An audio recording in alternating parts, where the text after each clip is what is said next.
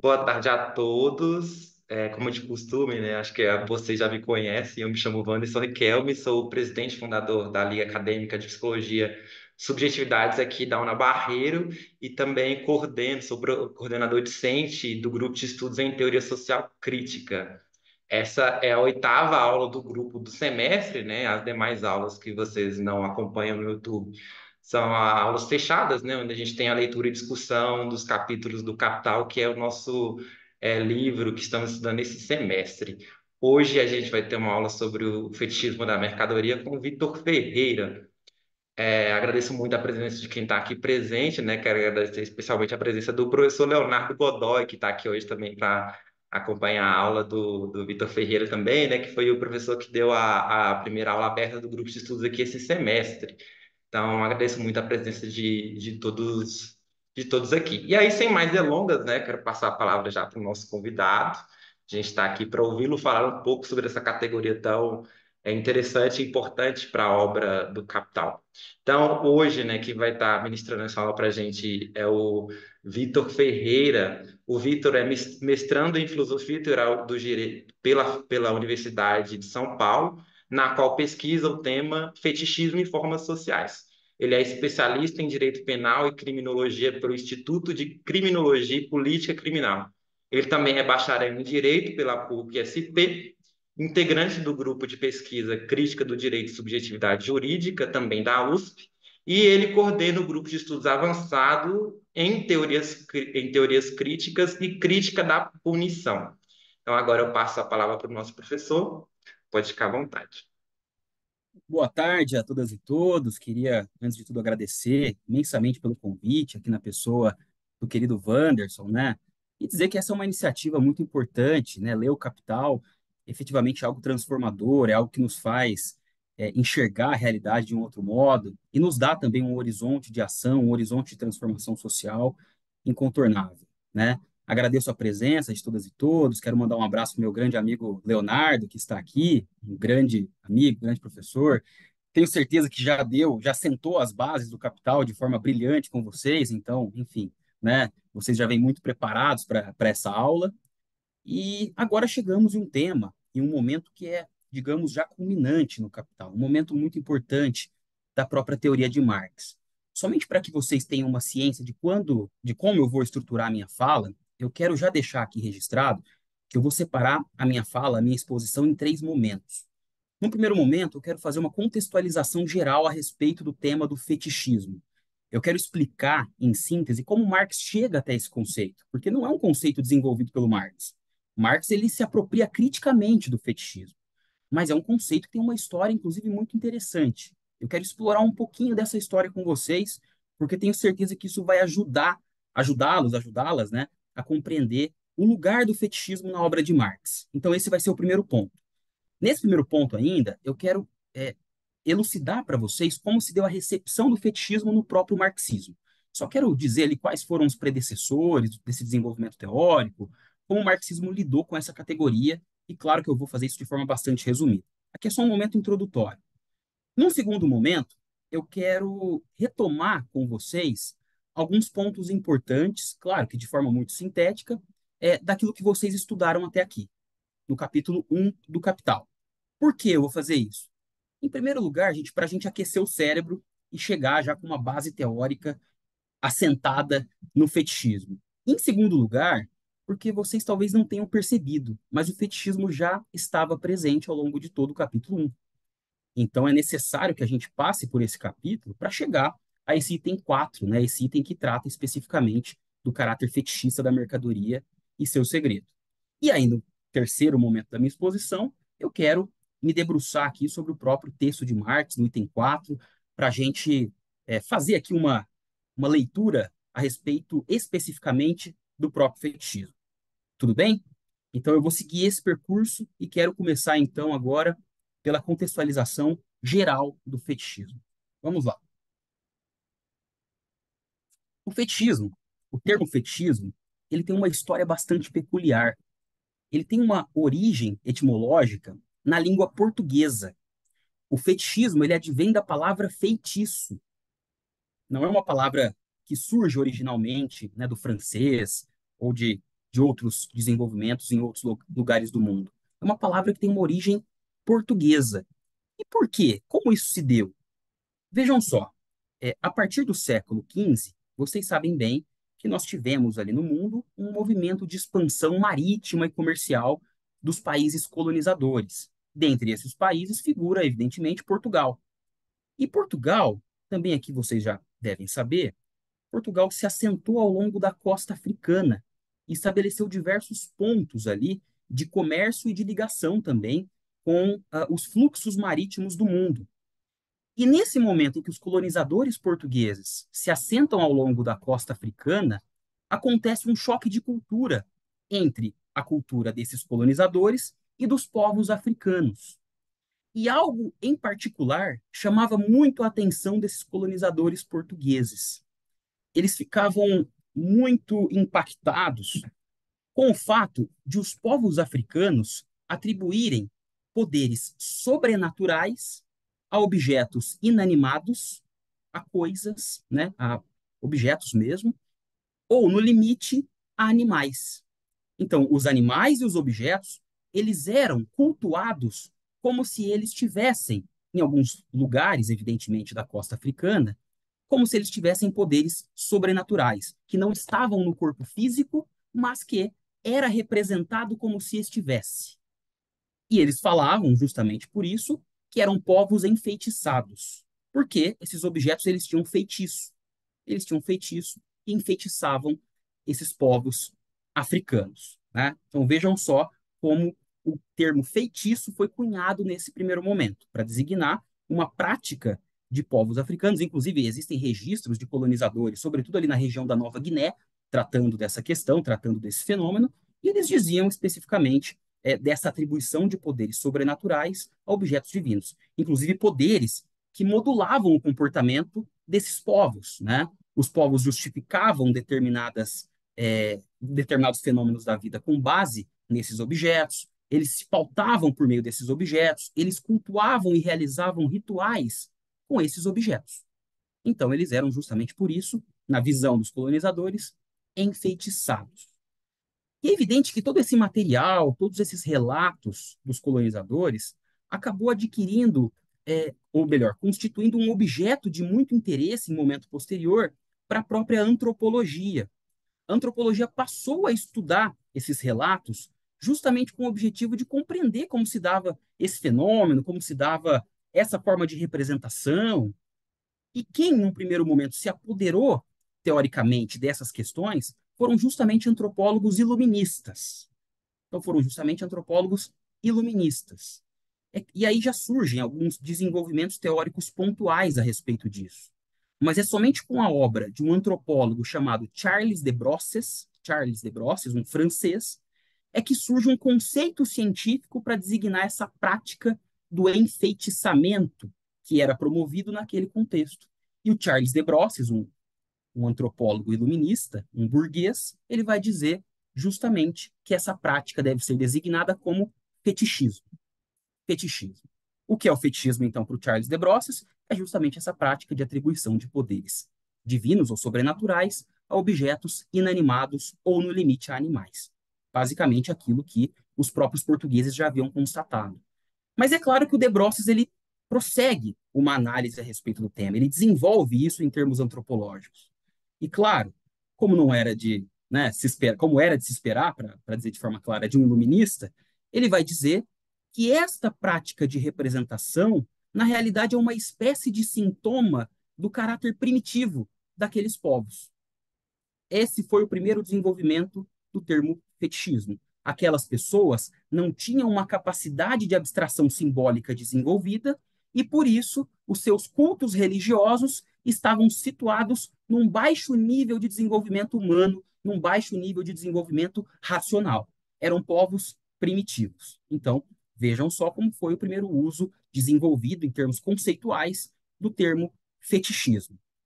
E claro que não demorou muito para que isso fosse utilizado de forma racista, de forma a justamente justificar o domínio daqueles territórios com base no caráter reduzido de humanidade daquelas pessoas que eram subjugadas, né, em território africano.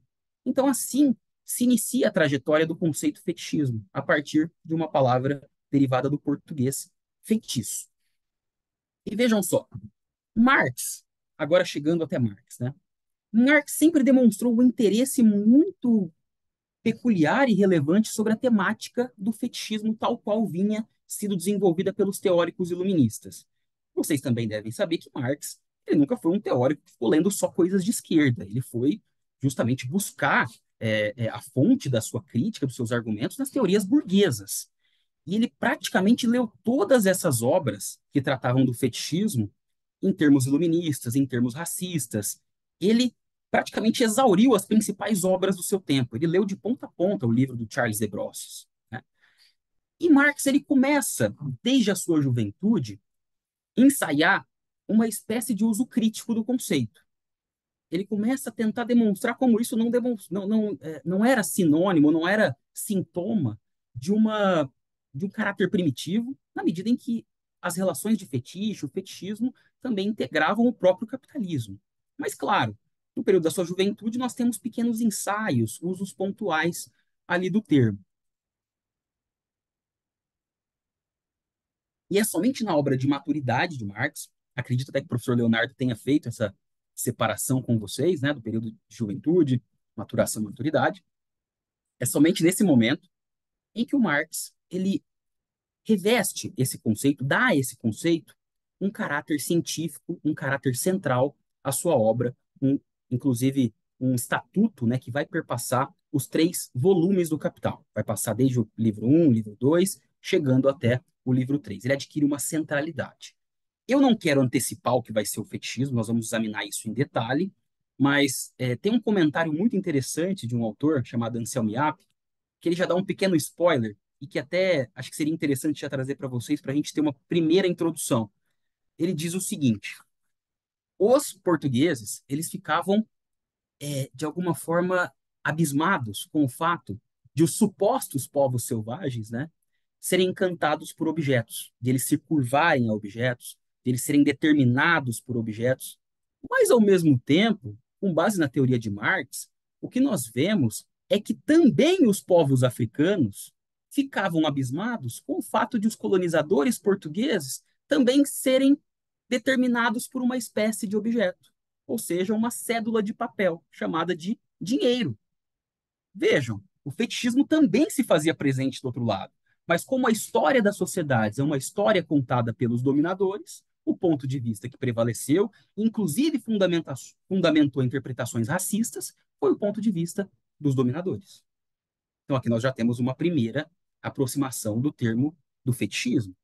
Os objetos do capitalismo, eles também têm uma espécie de poder sobrenatural, mas claro que esse poder sobrenatural advém no capitalismo de outras determinações que nós vamos examinar daqui a pouco. Tudo bem até aqui, gente? Tudo certo? Deu para pegar uma contextualização? Perfeito. Então vamos adiante. Apesar da importância do conceito de fetichismo, esse conceito ele foi por muito tempo ignorado pelos marxistas, sobretudo dos marxistas que sucederam Marx, né, que passaram a interpretar no momento posterior a Marx a sua obra. Então nós tivemos um longo período em que essa teoria ela não foi desenvolvida, ela não foi encarada como algo central, ela era simplesmente ignorada, né? Inclusive até os marcos da chamada Segunda Internacional, o que nós víamos era uma apropriação dos marxistas somente da teoria da luta de classes. Então, a luta de classes era tida como aquela que distinguia o pensamento de Marx, mas o fetichismo ficava de escanteio, ficava de lado, não era efetivamente desenvolvido.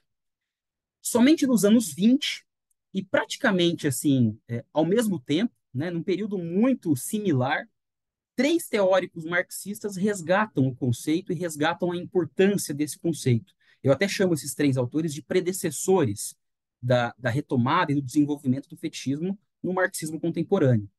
Quem foram esses 3 autores? E, claro, quero fazer uma observação preliminar. Desenvolveram de modos distintos a temática, tá? O primeiro desses autores foi George Lukács, ou Lukács. O segundo desses autores foi Isaac Rubin. E o terceiro desses autores foi Evgeny Pachucanes. Nós tivemos esses três desenvolvimentos. Eu vou só dar uma pincelada aqui com vocês, para que vocês tenham um referencial teórico para avançar depois. Tudo bem? Já vou chegar no texto do Capital. Tenham só um pouco de paciência que já logo estaremos lá. Vamos lá. O Lukács, vou tratar dele primeiro, ele desenvolve uma interpretação muito peculiar do fetichismo. Ele vai dizer o seguinte: o fetichismo é o conceito central da obra de Marx. Mas o desenvolvimento teórico de Lukács a respeito do fetichismo, de algum modo, conjuga o fetichismo e a alienação. Ele parte do fetichismo do Capital e chega na alienação, que é um conceito desenvolvido pelo jovem Marx, mas também com uma peculiaridade. O Lukács ele não tinha tido contato com os manuscritos econômico-filosóficos de 1844, onde Marx desenvolve o conceito de alienação. Então, o Lukács ele parte do fetichismo e de alguma forma ele descobre um conceito de alienação, como dizem, né, grandes lucatianos que examinam a obra desse pensador húngaro. Só para que vocês entendam, eu vou só contextualizar o que seria alienação para vocês terem uma dimensão geral de como o Lukács desenvolve isso.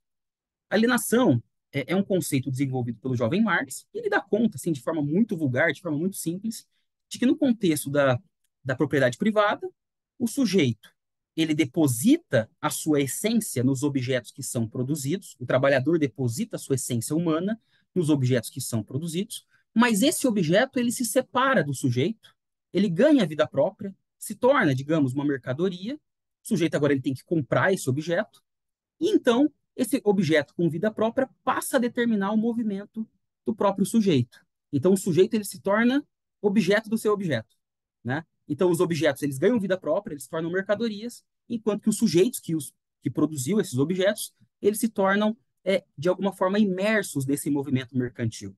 Eles se tornam coisas. Então há aqui uma inversão, né? Podemos dizer assim, entre coisas e pessoas. Os sujeitos se desumanizam e os objetos se humanizam.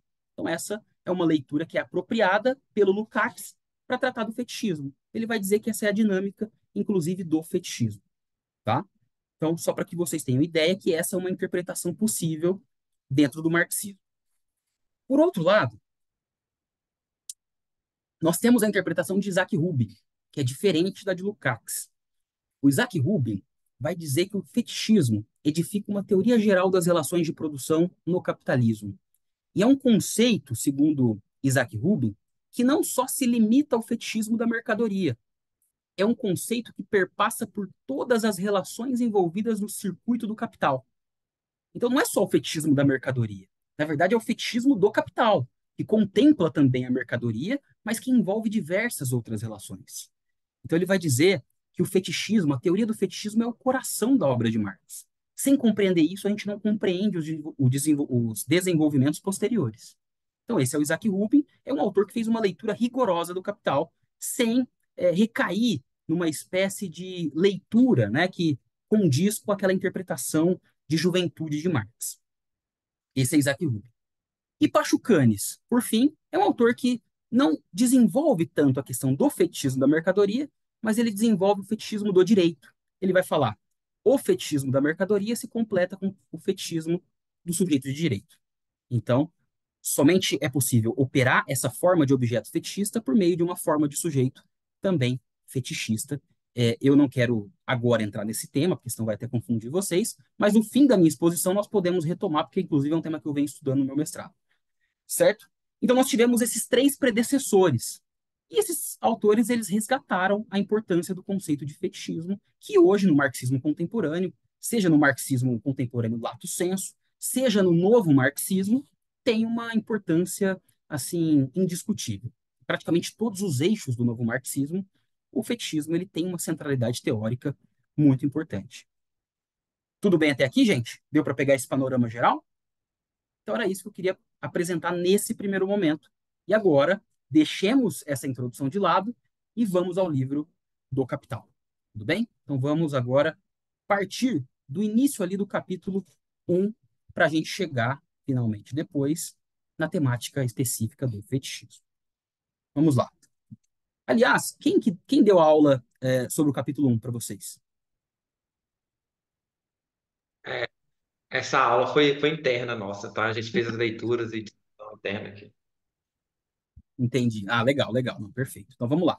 Olha, é claro que eu não vou exaurir o tema, tem muitas discussões, tem muitos pontos, mas eu vou fazer um resumo aqui para vocês aquecerem, para a gente chegar com força ali no fetichismo. Beleza? Gente, se eu estiver falando muito rápido, se eu tiver. Enfim, se vocês não estiverem entendendo o que eu estou falando, por favor, mandem mensagem aqui que eu vou adaptando, tá? Podem ficar tranquilos quanto a isso. Vamos lá. Nós começamos, então, pela mercadoria, o capital. A forma mais simples, abstrata e determinante. Tudo certo? Então, começamos pela mercadoria. E nós iniciamos a análise da mercadoria pelo seu duplo caráter. A mercadoria tem um duplo caráter. Ela tem um valor de uso e ela tem um valor de troca. Vamos primeiro para o valor de uso? O que é um valor de uso? A mercadoria ela tem uma utilidade. Ela satisfaz necessidades humanas efetivas, né, criadas em um determinado contexto, ou mesmo necessidades artificiais, né, necessidades do estômago, necessidades do imaginário. Então, a mercadoria é sempre um objeto que tem uma utilidade. Ela é um valor de uso. Ela se destina a satisfazer necessidades humanas, artificiais, contextuais e efetivas. Tudo certo? Ela é um valor de uso. Por outro lado, ela é também um valor de troca. Por que que ela também tem um valor de troca? Por que que ela tem um valor de troca? Porque a mercadoria ela tem a capacidade de expressar no corpo de outro valor de uso ou de outra mercadoria, vamos dizer assim nesse primeiro momento, uma proporção por meio da qual ela pode ser trocada. Então, ela expressa o seu valor em um outro valor de uso. Tudo certo? Então, aqui nós temos já o duplo caráter: utilidade, né, valor de uso, valor de troca. E o que chama atenção nesse primeiro momento é já a questão do valor de troca. Nós já começamos a entrar num terreno um pouco mais delicado. Mas como assim, né? Por que que as mercadorias têm essa capacidade de expressar o seu valor no corpo de outra mercadoria, né? Que raios são esses? Vejam, e aí até uma questão que nós podemos dizer de lógica. Vamos examinar então a questão do valor de troca. No capitalismo, nós temos uma produção atomizada e os sujeitos produzem para a troca.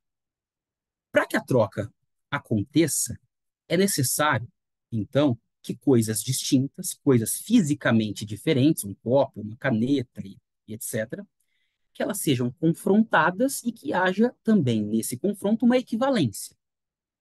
E aí, para que haja uma equivalência entre coisas distintas, a única forma disso acontecer é encontrando um denominador comum entre essas coisas diferentes. Concorda comigo?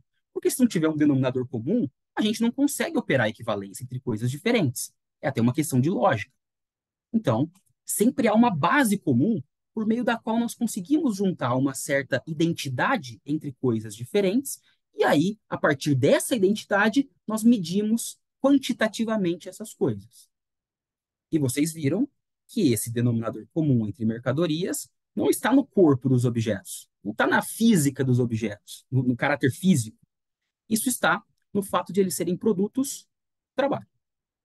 Então, o denominador comum, a identidade qualitativa entre mercadorias que possibilita a troca, é o fato de elas serem produtos do trabalho. Mas vejam só, nesse primeiro momento, nós devemos considerar também que existem diversos trabalhos distintos. Então, não é simplesmente o fato de ser produto do trabalho. Na realidade, ocorre um ato de abstração desses trabalhos. Esses trabalhos eles são abstraídos de modo que as características concretas de cada um desses trabalhos elas são afastadas. E o que prevalece aqui, em termos de identidade entre mercadorias, é o fato de que elas são produtos do trabalho abstrato, do trabalho enquanto mero dispêndio de energia humana produtiva. Entendem o que eu estou dizendo? Então, as características concretas são abstraídas e permanece, então, esse dispêndio, essa geleia de trabalho humano, certo? Então, aqui nós temos já a substância do valor. O que é a substância do valor? O fato de elas serem produtos do trabalho abstrato, as mercadorias, no caso, né? Substância do valor. Mas isso é suficiente para uma equivalência? Evidente que não. A gente tem uma substância comum. Mas como que a gente vai medir se uma mercadoria vale mais ou menos que a outra?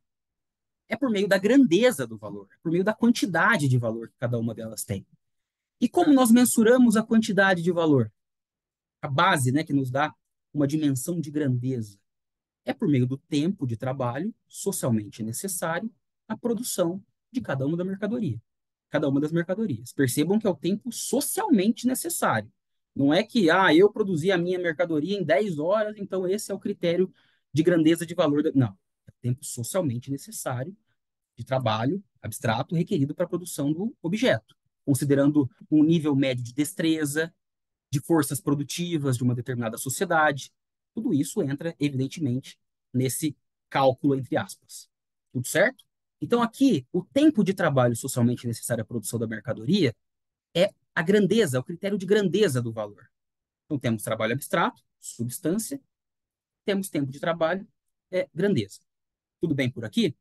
Então, assim, as mercadorias são cotejadas e há entre elas uma equivalência. É isso que permite o seu valor de troca. Então, acho que está por aqui, acho que deu para compreender, né? E a esse duplo caráter da mercadoria corresponde também um duplo caráter do trabalho. E vocês já, de alguma forma, identificaram isso na minha própria exposição, de algum modo, né? Porque, vejam, no capitalismo, nós temos trabalhos úteis e diferentes, efetivamente, trabalhos concretos, específicos, sendo que cada um desses trabalhos produz uma determinada mercadoria útil. Então, o valor de uso, ao valor de uso corresponde um trabalho concreto que produz essas coisas úteis, né? O sapateiro faz sapatos, há um sujeito que produz alimentos. Então, o valor de uso corresponde a esse trabalho concreto, esse trabalho também útil. Por outro lado, o polo abstrato da mercadoria, o valor de troca, corresponde ao trabalho abstrato. Corresponde ao trabalho abstrato, que é um modo de abstração que, pelo menos nesse primeiro momento, nós podemos dizer que se realiza na troca mercantil. Na própria troca mercantil, em que se busca, de forma prática e inconsciente, a equiparação entre um elemento comum entre objetos, há essa abstração dos trabalhos humanos como trabalhos que consistem em um puro dispêndio de energia indiferenciada, que é o trabalho abstrato. Todos eles são trabalhos, são uma espécie de labor, né, de dispêndio de energia para produzir objetos, independentemente de qual objeto, de que forma concreta se dá essa produção. Então, esse trabalho abstrato é justamente aquele que se representa como um valor de troca da mercadoria. Tudo bem até aqui, gente? Tudo certo? Vamos lá. Então, duplo caráter da mercadoria. A esse duplo caráter corresponde um duplo caráter do trabalho. Expliquei para vocês a substância do valor e a grandeza do valor. E a partir de então, Marx ele passa a examinar a forma do valor, o modo pelo qual as mercadorias estabelecem relação entre si. E ele começa examinando a forma de valor simples. Forma de valor simples. O que é a forma de valor simples? Aqui ele basicamente faz o cotejo entre duas mercadorias, digamos assim, né? Ele vai, vamos lá, eu não vou, os exemplos de Marx, eles são um pouco complicados para a gente visualizar concretamente o que ele está explicando. Então eu vou usar outros exemplos. Vamos lá. Estou aqui com uma, peraí, eu estou aqui, ó, com lápis e caneta. Vou explicar por meio de lápis e caneta que acho que fica mais fácil. Vamos supor, e claro, vamos só contextualizar um ponto. Ele coloca duas posições nessa equação. Ele fala que tem a forma de valor relativa, que é o papel ativo que uma mercadoria exerce, e a forma de equivalente. Então, nós sempre colocamos uma mercadoria no polo ativo, forma de valor relativa, e essa mercadoria, ela expressa o seu valor de troca no corpo da forma de equivalente, de uma segunda mercadoria. Sei que é abstrato, mas agora vocês vão entender. Vamos lá. Uma caneta equivale a quantos lápis? Vamos supor que equivale a 2 lápis. Uma caneta, forma de valor relativa, tem uma forma de equivalente em 2 lápis. Então, estamos acostumados com a caneta e o lápis. Opa, já teve esse exemplo antes? Já? Nossa, olha Eu só. tô brincando aqui, que eu usei muito esse exemplo para explicar essa parte do visual. Ah, perfeito. Então, beleza, ótimo, ótimo. Então, vocês já estão familiarizados. Se quiserem outro exemplo também, a gente pode desenvolver aqui, mas acho que está tranquilo, né? Então, uma caneta equivale a 2 lápis. 2 lápis corresponde ao tempo de trabalho socialmente necessário para se produzir uma caneta. Vejam só. E olha a peculiaridade dessa equação. Nesse momento, os liberais gostam de falar de vacas e casas. Então a gente evita esse exemplo aqui. Não faria nem sentido aqui nesse contexto, inclusive, né? Mas vamos lá. Nós temos uma caneta e 2 lápis. E olha só que interessante. Nesse movimento, nessa equação, o valor de uso dos lápis representa o valor de troca da caneta. O trabalho concreto que produziu esses lápis representa o trabalho abstrato, o tempo de trabalho abstrato envolvido nessa caneta. E o trabalho privado que produziu esses lápis representa aqui nessa equação o trabalho social que se envolve aqui no valor dessa caneta. Nós temos uma dimensão bastante interessante dessa equação, tá? Eu estou seguindo aqui a linha estrita de Marx no que se refere a essa exposição da forma de valor simples. Depois ele vai falar da forma de valor desdobrada. Ele vai dizer o seguinte: nós colocamos, então, depois, né, num outro momento de abstração, uma mercadoria como forma de valor relativo, e essa mercadoria ela pode expressar o seu valor em diversas outras mercadorias ao mesmo tempo. Então, eu posso falar que uma caneta, forma de valor relativo, ela pode expressar o seu valor em 2 lápis, ela equivale a 2 lápis, ela equivale a 5 apontadores, ela equivale a não sei quantos papéis. Enfim, ela pode expressar o seu valor de troca no corpo de diversas outras mercadorias. Tudo bem?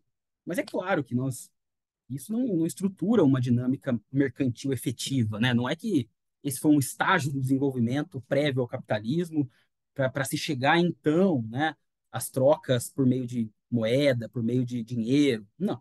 Na realidade, nós estamos aqui numa abstração, tá? E aí, por fim, o Marx ele vai apresentar um momento fundamental de que uma mercadoria ela se destaca dessa lógica de equivalência do valor desdobrado ou até do valor simples, e ela assume e adquire, de certa forma, o monopólio da forma de equivalente, de tal sorte que todas as mercadorias passam a expressar o seu valor de troca no corpo dela. Que aqui nós temos a dinâmica que dá origem à forma do dinheiro. Então, uma mercadoria, ela se destaca das demais e assume o monopólio da forma de equivalente. Agora, nós não temos mais isso de, uma caneta equivale a não sei quantos lápis. Não, agora uma caneta equivale tantos, aqui no Brasil, reais. O lápis equivale tantos reais. Todas as mercadorias expressam seu valor de troca no corpo do dinheiro. Tudo bem por aqui? Então, eu acredito que é isso que eu queria falar mais assim para vocês a respeito dessa primeira parte para retomar, se vocês estão comigo, então vamos agora prosseguir para a questão do fetichismo. Por que eu falei que o fetichismo já se fazia presente em toda essa dinâmica? E vejam só vocês, gente.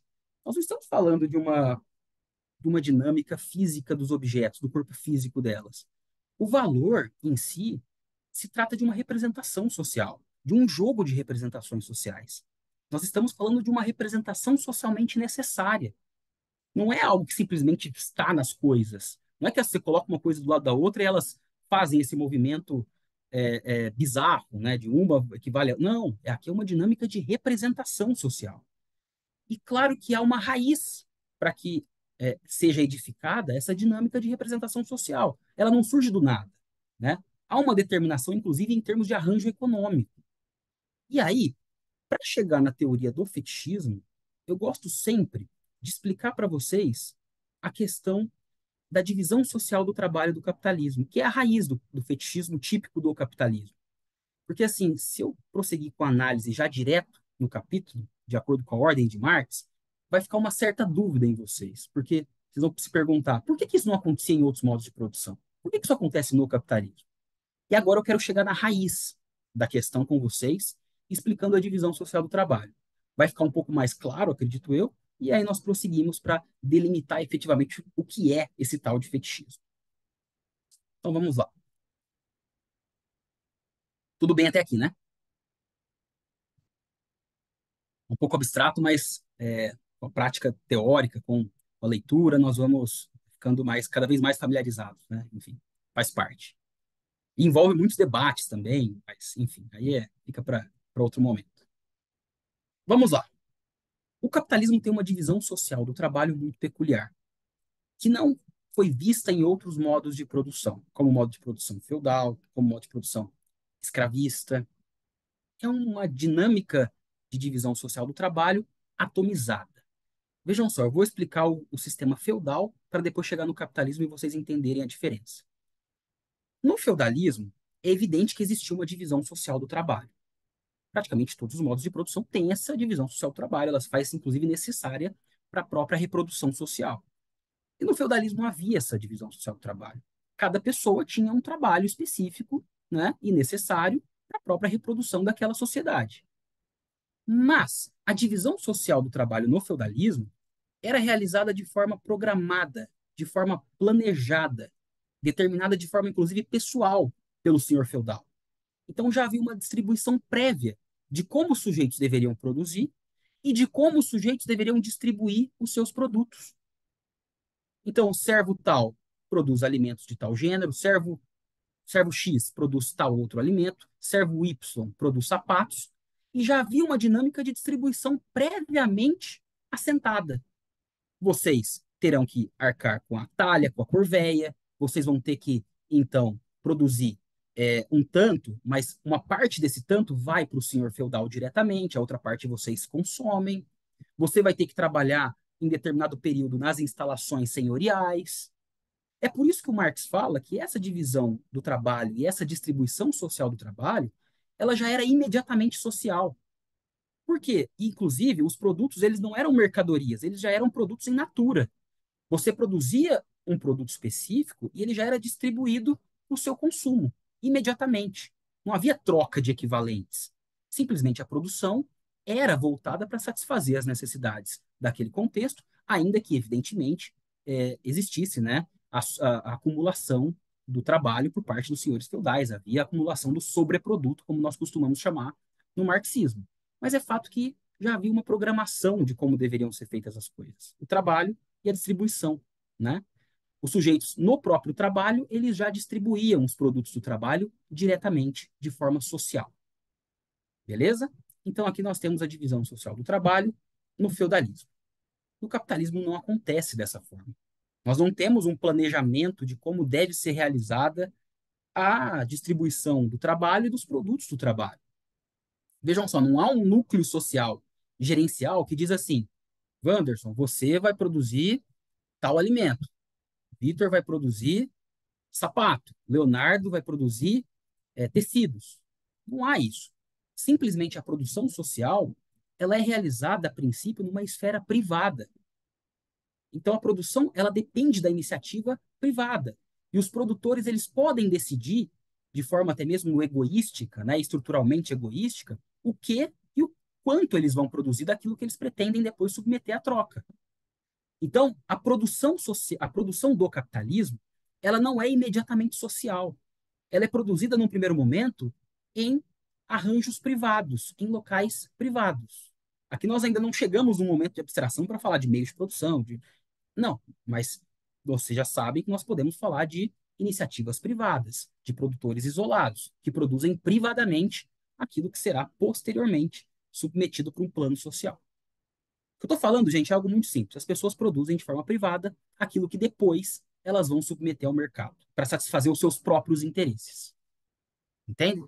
Então, cada produtor tem, num primeiro momento, até mesmo uma certa autonomia para produzir aquilo que ele quiser.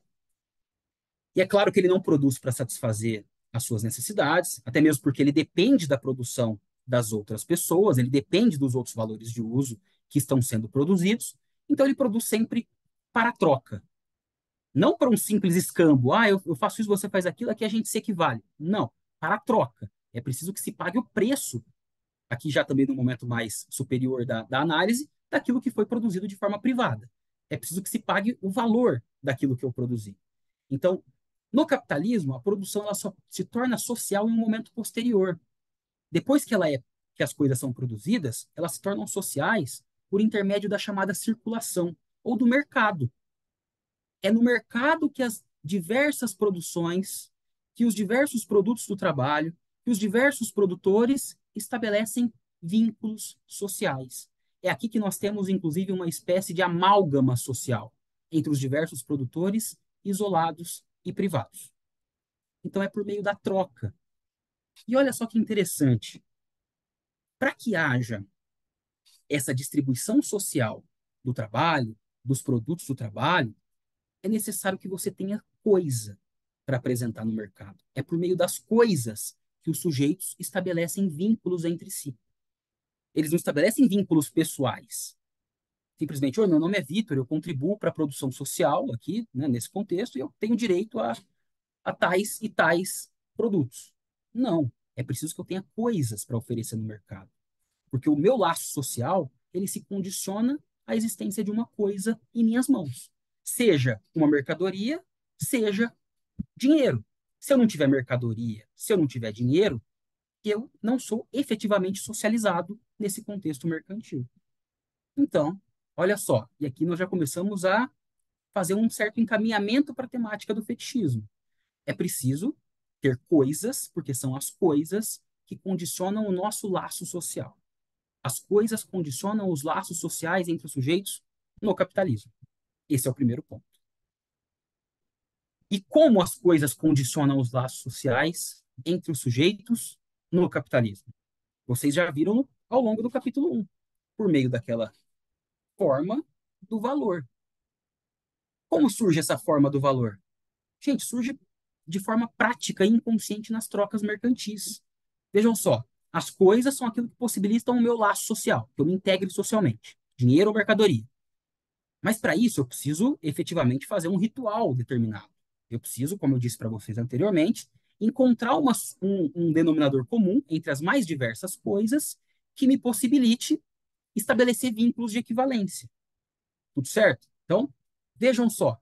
E é justamente nesse ato prático de encontrar um denominador comum entre coisas diferentes que surge essa substância, essa representação social da forma do valor. E o valor se adere às coisas. É uma representação social necessária para que os vínculos entre sujeitos atomizados no capitalismo se concretizem.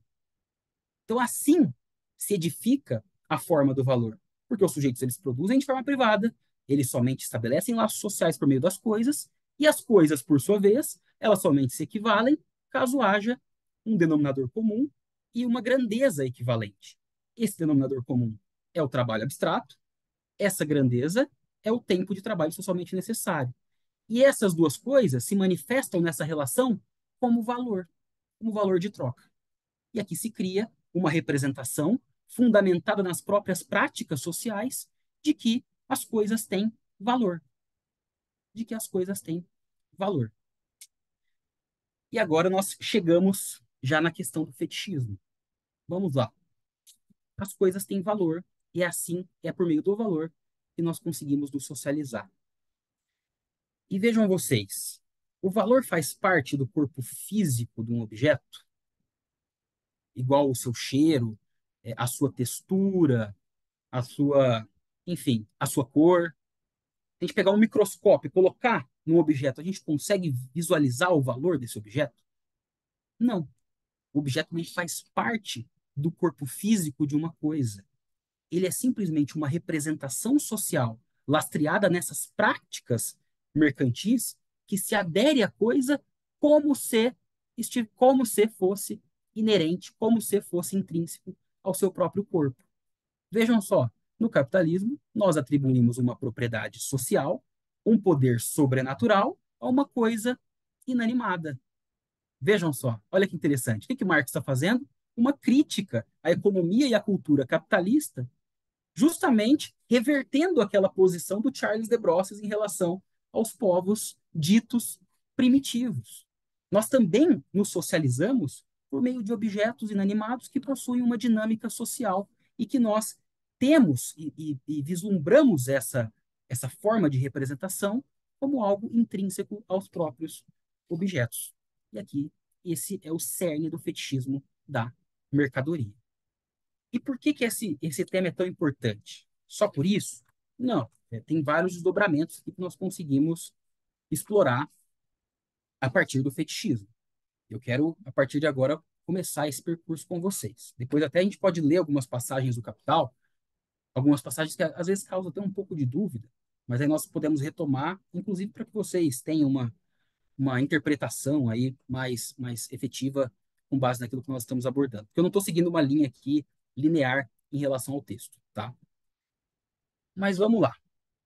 E agora nós já começamos a entender um pouco mais do que é o tal do fetichismo. E eu quero chegar, inclusive, para demonstrar como ele afeta a nossa vida, nosso movimento social, a nossa dinâmica de relação social. Primeiro ponto. Vamos então agora seguir o livro, né? Na medida do possível. Vocês já entenderam que as mercadorias elas têm um valor de uso e um valor de troca, e como se constitui a dinâmica do valor de troca, que como já foi dito diversas vezes, não é algo intrínseco ao corpo da coisa, é uma dinâmica de representação social. E quero destacar um ponto muito importante. Não é uma representação social, gente, que está na nossa cabeça simplesmente. Porque eu posso falar assim para vocês, ó, olha, hoje nós vamos sair desse grupo de estudos e agora que todo mundo sabe que o valor não está no corpo dos objetos, nós vamos passar a agir como se não existisse valor. Porque o valor, de fato, ele não existe no corpo físico. Então, nós vamos no supermercado, vamos pegar ali diversas coisas que são necessárias para a nossa subsistência e vamos sair sem pagar. Se isso acontece, vejam só, nós estamos falando aqui de uma representação lastreada socialmente. Se isso acontece, a polícia simplesmente leva todos nós, né, para a delegacia, porque é uma representação que já está na realidade. Mesmo que vocês saibam que o valor não é intrínseco ao objeto, vocês precisam agir diariamente, cotidianamente, depois dessa reunião, inclusive, como se o valor estivesse presente no corpo das mercadorias, como se fosse algo intrínseco, tá? Então, só queria sublinhar esse ponto também que é muito importante. Mas então agora vamos para os conceitos de Marx que causam uma certa confusão. Vamos lá. O Marx ele começa o capítulo ali, o tópico sobre o fetichismo, dizendo que a mercadoria, a princípio, ela parece uma coisa trivial. Ela parece algo muito evidente. Mas quando você começa a examinar essa mercadoria, ela demonstra ser um objeto cheio de sutilezas metafísicas, né, com caráter até mesmo teológico. É até interessante notar essa leitura estilística de Marx, né? Ele tem assim algumas construções nesse item que são fenomenais, né? Que são muito bonitas, são muito interessantes. Mas ele fala que nós temos um objeto cheio de sutilezas metafísicas. O que ele está querendo dizer com tudo isso? Ele está querendo dizer o seguinte: por um lado, a mercadoria, enquanto um valor de uso, um objeto útil que satisfaz uma necessidade, seja efetiva, seja artificial, é uma coisa óbvia, é algo muito evidente. Não há nenhum segredo aqui. Todo mundo consegue identificar isso com muita clareza. Agora, quando nós examinamos o valor de troca da mercadoria, aí nós já chegamos num terreno um pouco mais delicado, nós já chegamos num lugar em que há algumas sutilezas metafísicas, né? O que ele está falando é basicamente que nós estamos tratando de um caráter social da mercadoria que não está na realidade, não está efetivamente na realidade em termos físicos, em termos de um estatuto natural. É algo que constitui uma dinâmica de representação social. Aliás, um termo que ele usa bastante no primeiro capítulo e agora no capítulo no tópico do fetichismo é o de objetividade fantasmagórica. Vocês chegaram a se deparar com esse termo? Que é um termo muito legal. Num primeiro momento, as pessoas geralmente não entendem o que ele quer dizer. Eu quero até explicar para vocês, vi até que a Lilian concordou, mas enfim, eu também, a primeira vez que eu li, eu não entendi o que ele queria dizer com aquilo, mas é algo muito interessante. Vejam só. O que é essa objetividade fantasmagórica? Pensem num fantasma. O fantasma tem um estatuto físico na realidade? Não, a não ser que vocês acreditem de fato, mas na realidade não tem. Não existe o fantasma efetivo na realidade com estatuto material. Mas vejam só, o fato de ele não existir na realidade não significa que ele não produza coerções sobre o comportamento das pessoas que acreditam em fantasma. Se você acredita em fantasma, tudo bem, você não vai ver algo palpável na realidade, um fantasma físico que você vai conseguir apalpar. Mas você pode ser que você tranque a porta do seu apartamento antes de dormir, pode ser que você durma com a luz acesa, pode ser que você não saia de casa, pode ser que você tenha crise de ansiedade, entende? Mesmo não tendo um estatuto físico natural, o fantasma ele produz coerções sobre a sua vida. Só que aqui no caso do fantasma, vejam, é uma representação do próprio sujeito. Vocês, eu no caso, qualquer um, pode ter essa representação de que existe fantasma e nós, né, modulamos a nossa vida, ou uma parte dela, pelo menos, com base no medo do próprio fantasma. No caso da mercadoria é diferente, é uma objetividade fantasmagórica. Por quê? Porque não há um estatuto físico, o valor, desculpem. Não há um estatuto físico para o valor. Você não toca o valor, você não pega o valor assim como você pega um lápis. Mas é uma objetividade social, né? Porque essa objetividade social exerce coerções concretas sobre a nossa dinâmica de vida, sobre o nosso movimento social, sobre a forma como nós nos comportamos, sobre as prioridades que nós damos na nossa própria vida. E para ficar até mais concreto, eu vou dar um exemplo para vocês. Vejam só, o fato de existir valor, de as coisas terem valor, isso determina o nosso movimento social desde que nós somos crianças, desde que nós nascemos. Vejam, a gente é ensinado desde cedo. Para conseguir sobreviver, a gente tem que comprar as coisas. As coisas têm naturalmente um valor. É a dinâmica fetichista. E como as coisas têm valor, não basta a necessidade para acessar essas coisas. O que nós precisamos fazer desde cedo na nossa vida? Precisamos nos qualificar, precisamos estudar, fazer o colégio, depois fazer a faculdade, nos vender para o mercado de trabalho, nos submeter à exploração para, em troca, ganhar dinheiro e pagar o valor das coisas. Entende? A gente se qualifica, a gente se submete à exploração para ter o dinheiro, um salário para conseguir sobreviver nesse mundo que nós temos como algo natural, como algo, né, como se o valor fosse algo efetivamente natural.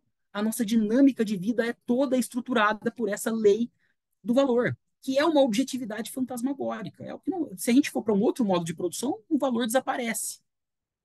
Mas no capitalismo há essa objetividade social. E aqui, gente, olhem só que interessante a importância da teoria do fetichismo, porque ela nos dá conta já desde esse item 4 que a dominação no capitalismo ela não é só uma dominação de classe. Não é que existe a dominação dos burgueses sobre o proletariado. Gente, existe uma dinâmica de dominação impessoal. Não tem ninguém chicoteando vocês nesse momento para que vocês ganhem dinheiro, para que vocês se submetam à exploração, para que vocês priorizem determinadas coisas em detrimento de outras. Não, vocês tomam como evidente o fato de que as coisas têm valor, que vocês precisam ganhar dinheiro, que vocês precisam se submeter a uma dinâmica de valorização. Entende? Então, desde o início aqui do Capital, nós já temos muito claro esse movimento de uma forma de dominação impessoal. Não significa que seja a única forma de dominação, mas é uma dominação efetiva sobre nós. E muito potente, inclusive. Muito potente. Então, deu para pegar a objetividade fantasmagórica? É basicamente nesses termos. E aí, um outro termo também que causa muita confusão é o termo de caráter sensível, suprassensível da mercadoria. Sensível, suprassensível da mercadoria. A mercadoria possui um caráter sensível, suprassensível. Hoje seremos assolados pelo fantasma. Exatamente, Yasmin. Todos os dias. Vamos lá. Então, temos o caráter sensível, suprassensível da mercadoria. Marx ele se refere a isso algumas vezes. Também é um momento fundamental do texto, mas que às vezes as pessoas não entendem. E é muito simples. O que é isso? Gente, a mercadoria, o que é o sensível? É o que se pode tocar. Caneta, lápis. A mercadoria tem uma dimensão sensível, via de regra. Claro que depois a gente pode falar também de mercadorias virtuais e tudo mais, mas por hora, nesse momento da nossa abstração, tem. É um caráter sensível. Eu toco na mercadoria. Mas, por outro lado, ela tem valor, que se expressa como valor de troca. Isso é um caráter sensível? Não, isso é suprassensível. Essa é uma representação do trabalho social que se expressa como valor na realidade. E nós não conseguimos tocar. Suprassensível significa para além do sensível. Para além do sensível. Então a mercadoria ela tem esse caráter sensível, apalpável, digamos assim, suprassensível, para além do sensível. Uma dinâmica de representação social, uma propriedade social que se adere ao seu corpo. Deu para pegar? Então vamos lá. Antes de ler algumas partes aqui do Capital, só para a gente então assentar um último ponto. E aí depois eu até prefiro que a gente converse mais, e, enfim, vocês tragam questões, a gente vai debatendo, acho que fica até melhor. Vamos lá. O Marx, ele vai abordar também, nesse próprio item, a obra dos chamados economistas políticos, né? Os economistas políticos burgueses. E um ponto que chama muita atenção, e que é interessante, é que ele fala que essa forma de desenvolvimento teórico é uma forma de pensamento socialmente válida. O que isso quer dizer? Vejam só, esses economistas políticos, eles naturalizam o valor. Gostei dos fantasmas da Silvana aqui. Eles naturalizam a dinâmica do valor, como se o valor fosse algo intrínseco ao corpo dos objetos, desde sempre e para sempre. ainda que Ricardo tenha buscado identificar o trabalho, né, por trás do valor, ele não se questionou por que o trabalho assume essa forma. E aí a gente retoma aquela questão da divisão social do trabalho. É só no capitalismo que o valor toma essa forma. Que o trabalho, desculpe, a forma, o trabalho é abstrato, né? Ele toma essa forma de valor, se representa como valor. Entende?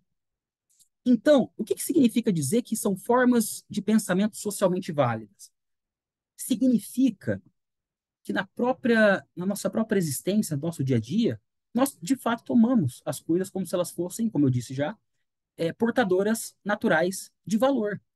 E a gente reproduz esse pensamento diariamente, esse pensamento fetichista. Então, essa é uma forma de pensamento sobre a realidade socialmente válida.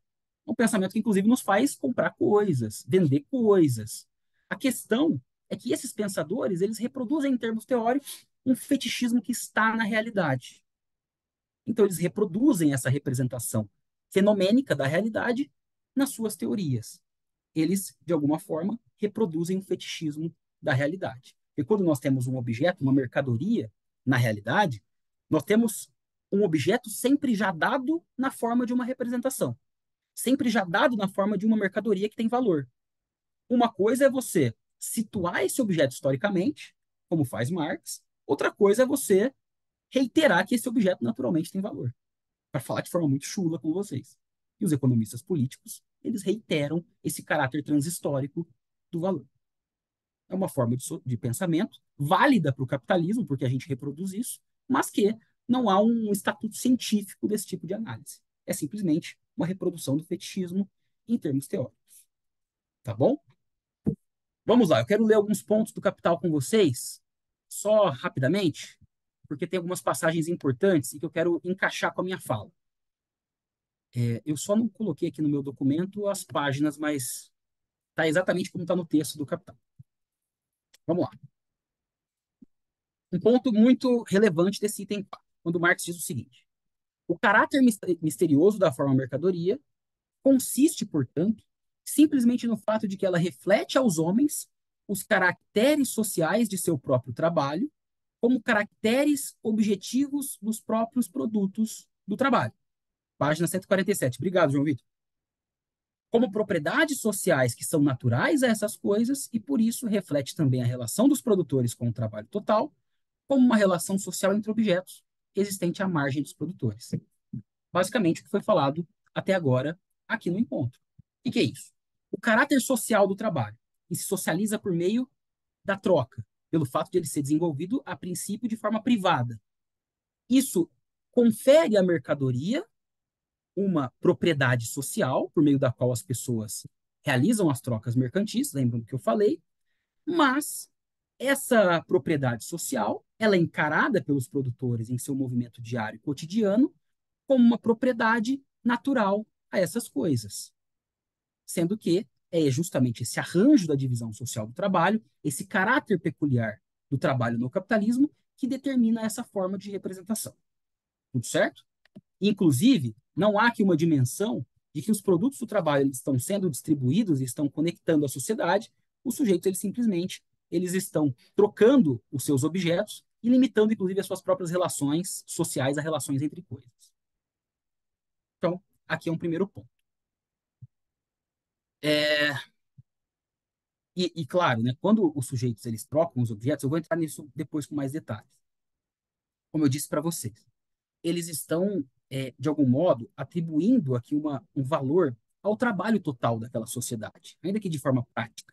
Mas isso também é algo que passa ao largo da consciência das pessoas. É o trabalho total, basicamente, para eles é encarado como uma relação entre objetos. Simplesmente assim.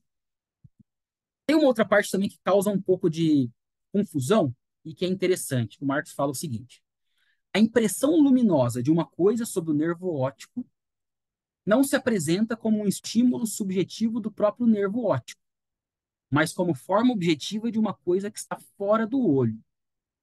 Isso aqui causa muita confusão, mas é simples. Vejam só, é aquilo que eu disse de que a representação está na realidade e não na cabeça das pessoas.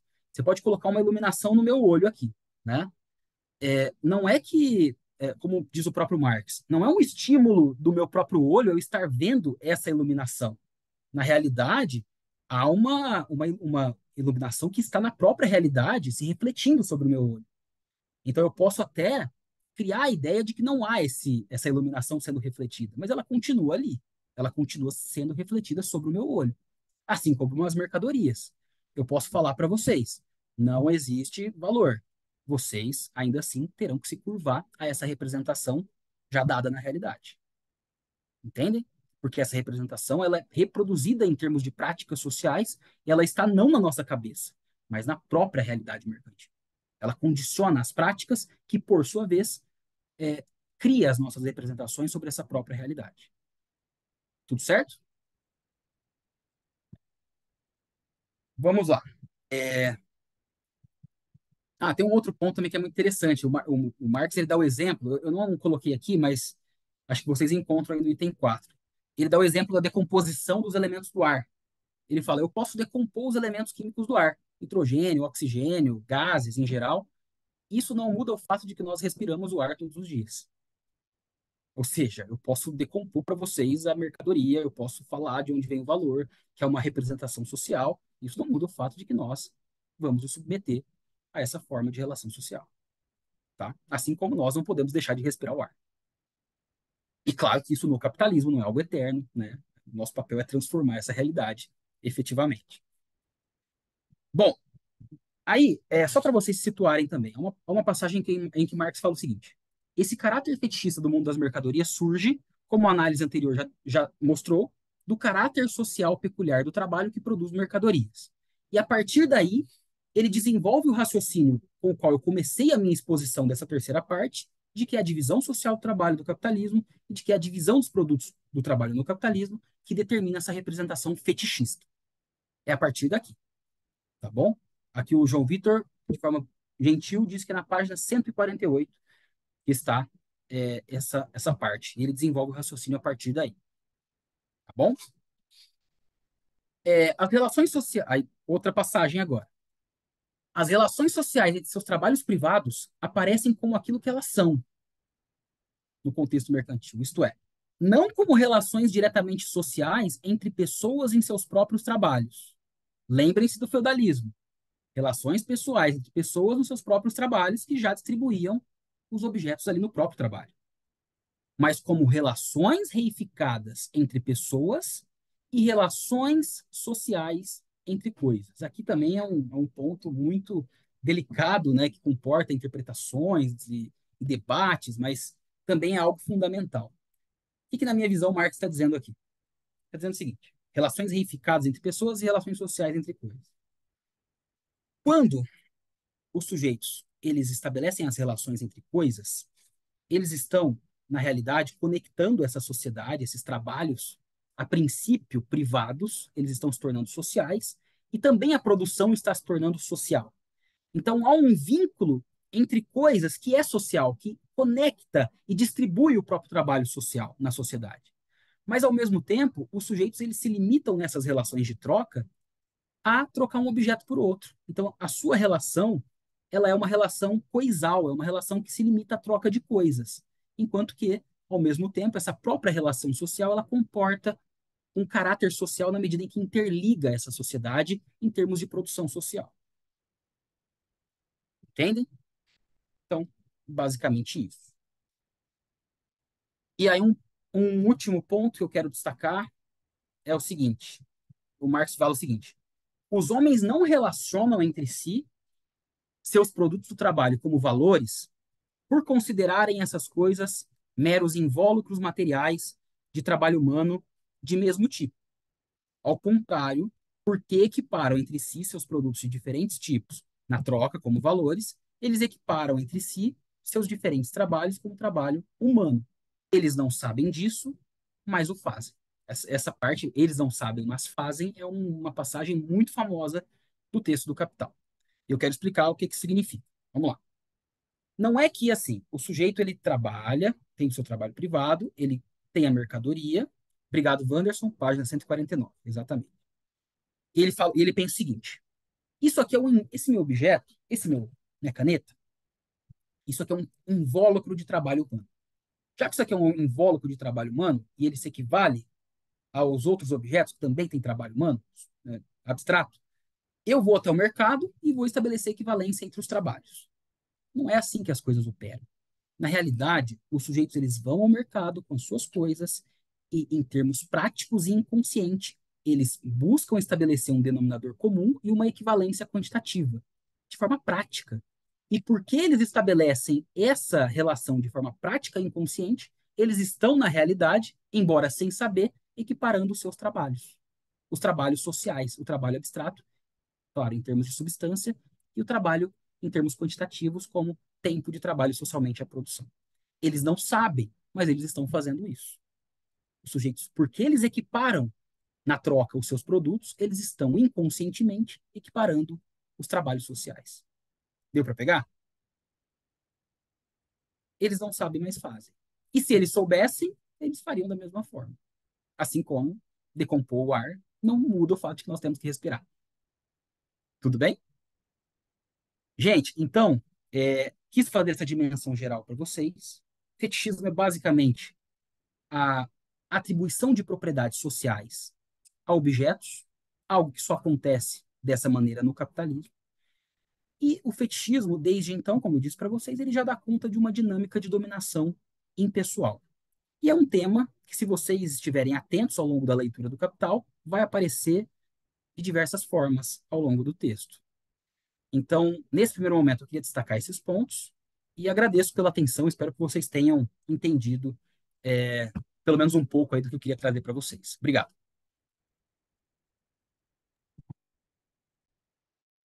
Excelente exposição. Agora vamos aproveitar que o professor encerrou a exposição aqui por enquanto, para a gente fazer nosso intervalinho aqui. Eu vou passar a gravação e a gente retorna daqui a pouco, às 5h50. Até mais. Então vamos voltando aqui. Aí, eu não sei se o professor vai querer comentar mais alguma coisa, se a gente parte para as perguntas. Podemos partir com as perguntas, Wanderson. Ok, que eu tenho uma pergunta que é a seguinte. Na página 147, lá na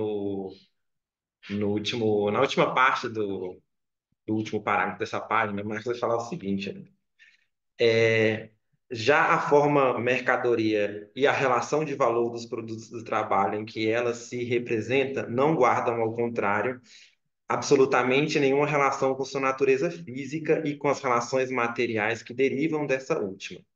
É apenas uma relação social determinada entre os próprios homens que aqui assume para eles a forma fantasmagórica de uma relação entre coisas. A pergunta que eu quero fazer é a seguinte: o Marx aqui está trabalhando com alguma diferenciação entre relações materiais e relação social? Materiais. Bom, peraí, vamos lá. Eu vou destrinchar então essa parte, aí você acho que vai entender o contexto geral. Vamos lá. Já a forma mercadoria, ó, vamos lá. Ele é justamente naquele contexto do exemplo da luz, que eu havia mencionado, acho que até na minha exposição. No final, quando eu tratei dos momentos do texto. Já a forma mercadoria e a relação de valor dos produtos e do trabalho que ela se representa não tem, ao contrário, nada a ver com a sua natureza física e com as relações materiais concretas que delas resultam, né? É apenas a relação social determinada entre os homens que assume para eles a forma fantasmagórica de uma relação entre coisas. O que ele está falando aqui é que não são as coisas da mercadoria, efetivamente, que determinam esse caráter de representação, né, do valor. Entende o que estou dizendo? Não é o corpo, não é as determinações físicas, o cheiro, nada. Isso não está no corpo da mercadoria. E também não são as relações materiais, as relações que resultam da própria forma da mercadoria.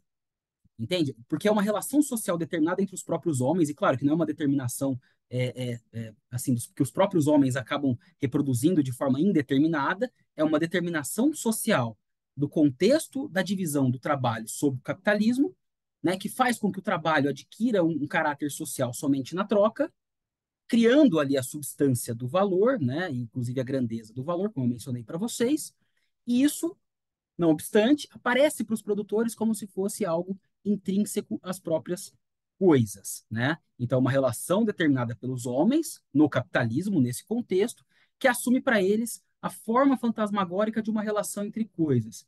É, Aí, falar de caráter material é até interessante, porque o materialismo histórico não é simplesmente somente analisar a concretude das coisas, mas também as representações sociais que, de alguma forma, determinam o modo pelo qual nós encaramos as coisas materiais.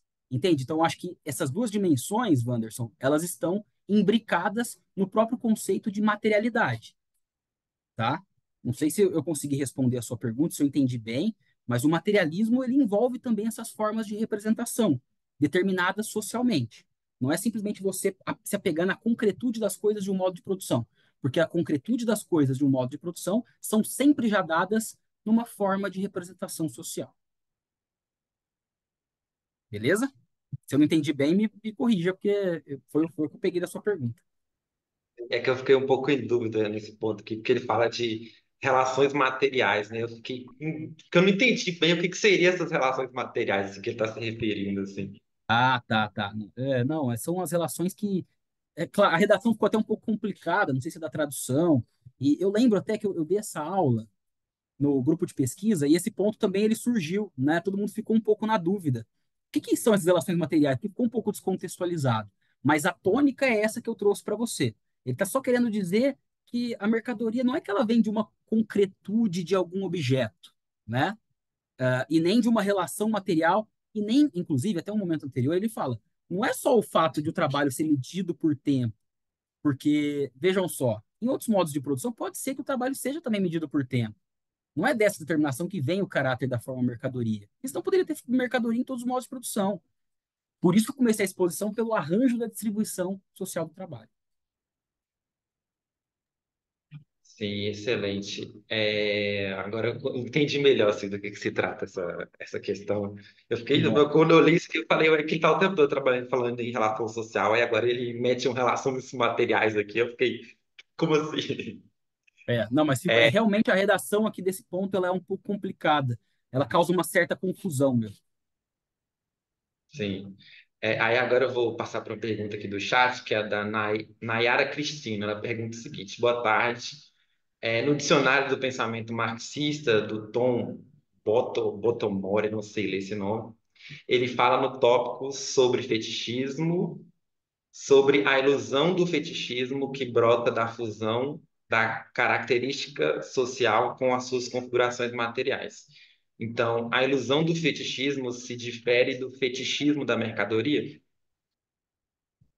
Vamos lá, só alguns pontos aqui, Nayara, boa pergunta. É o seguinte, de fato, eu venho até enfatizando, e falo isso várias vezes, que o fetichismo é um modo de encarar os objetos, ou a realidade de objeto das coisas, e é um modo de se vislumbrar um objeto já dado na forma de uma representação social. E isso perpassa por diversas relações. Até o momento vocês examinaram a mercadoria, mas vejam, isso perpassa por diversas relações. E isso não quer dizer que fetichismo seja diferente do fetichismo da mercadoria, é o mesmo fetichismo, é a mesma coisa. Eu só tomaria cuidado com ilusão, com esse termo ilusão, porque não é simplesmente só uma ilusão subjetiva. É uma ilusão que alguns autores chamam de ilusão com lastro material, com lastro real, né? E não é só, digamos que, algo que está na cabeça das pessoas, como eu enfatizei. É uma ilusão que tem um lastro concreto, é uma ilusão que, se quisermos chamar de ilusão, está na própria realidade. Deu para pegar? Então, assim, a ilusão do fetichismo se difere do fetichismo da mercadoria? Não, é a mesma coisa. É que é possível a gente falar de outros fetichismos. É possível se falar do fetichismo do dinheiro, por exemplo. Né? É possível se falar do fetichismo do dinheiro. Mas o fetichismo da mercadoria, o fetichismo do dinheiro, eles são espécies do mesmo gênero fetichismo. Deu para pegar? Ela levantou a mão, então vou deixar Ah, ela responder. vai lá, vamos lá. Boa tarde. Eu usei essa palavra, ilusão do fetichismo, porque o próprio professor Tom Bottom usa no dicionário. Por isso que eu fiquei um pouco confusa quando na tua exposição e quando eu estudei lá o tópico do fetichismo no dicionário. Inclusive, ele dá o mesmo exemplo que o senhor deu aí, o que é o dinheiro, e ele acrescenta o ouro também. Eu também fiquei nessa dúvida dele usar essa palavra ilusão. Mas você, assim, você não está, de fato, a ilusão é um termo usado por, assim, diversos marxistas, né? Não é um erro da sua parte. Eu só estou enfatizando uma complementação, que não é uma ilusão subjetiva, é uma ilusão que se manifesta na própria realidade, no próprio terreno das práticas sociais. Mas está corretíssimo, viu, Nayara? E quanto à sua pergunta, é isso, assim, os fetichismos, eles são um mesmo gênero. É claro que existem espécies diferentes, tá bom? E depois tem desdobramentos, inclusive, do fetichismo, né?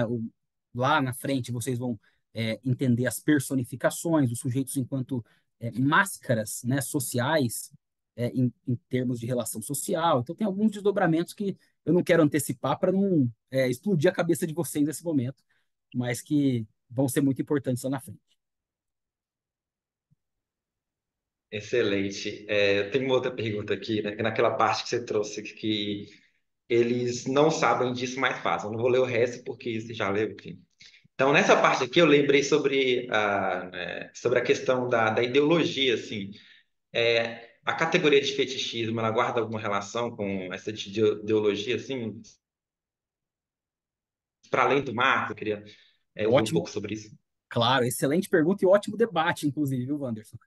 Muitas páginas, muita tinta tem sido gasta e usada para discutir essa questão. Vamos lá.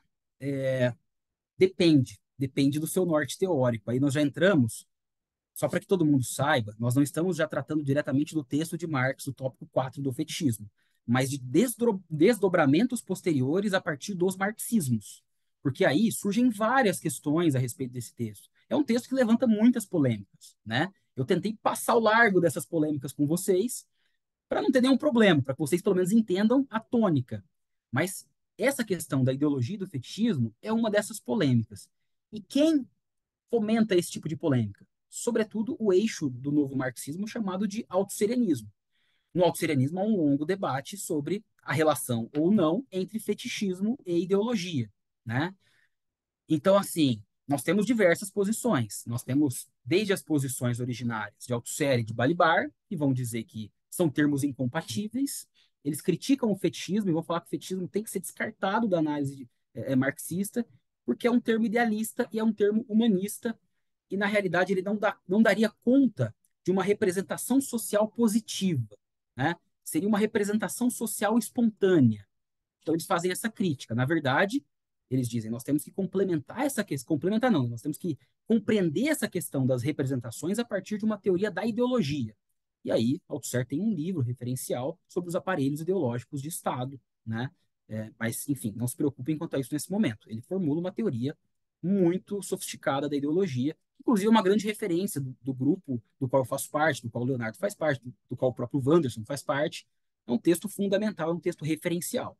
Mas aí surgiram diversos debates em relação a isso, e atualmente muitas posições surgem no sentido de dizer: mas vejam, você falar em ideologia, só de ideologia, também é insuficiente, porque você não consegue dar conta de como emergem as representações ideológicas ao longo das práticas sociais mercantis.